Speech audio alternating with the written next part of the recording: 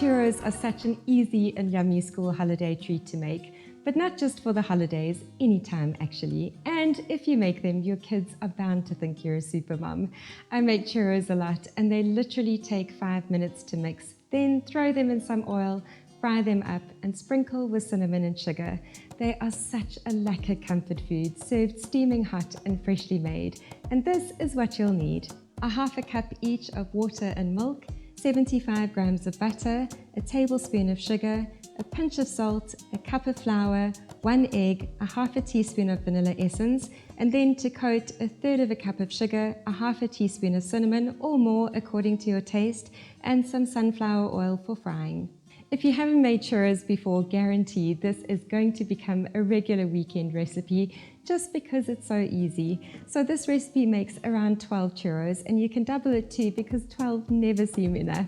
So I have just prepped my cinnamon and sugar and then I am going to put my oil into a big frying pan like this. Pour a generous amount into it, filling your pan with about 2 centimeters of oil.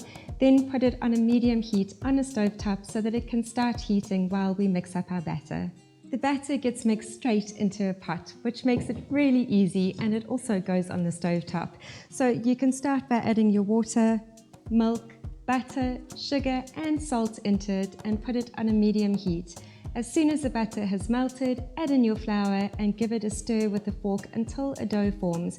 It takes really quick, and don't worry too much if there are any lumps at this point.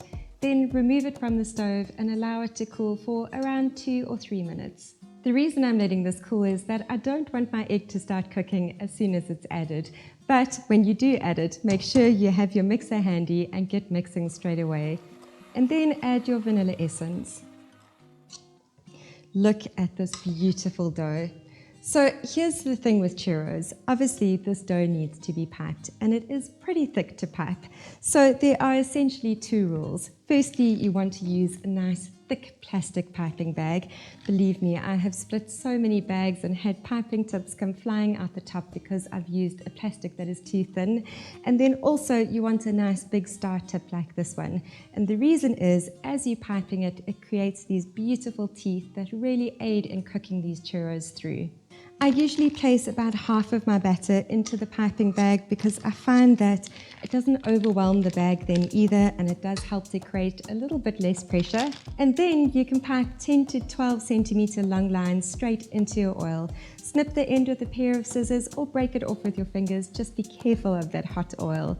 Fry them for around 2 to 2.5 minutes aside, depending on the heat of your oil, or until they're golden brown. Be careful that your oil isn't too hot though, because the outside will brown quickly and then your dough won't be cooked through to the middle.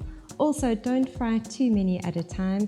I usually fry batches of 4 or 5 churros. Once they're cooked, place them on some paper towel for a few seconds, just until they stop sizzling, and then coat them in the cinnamon and sugar.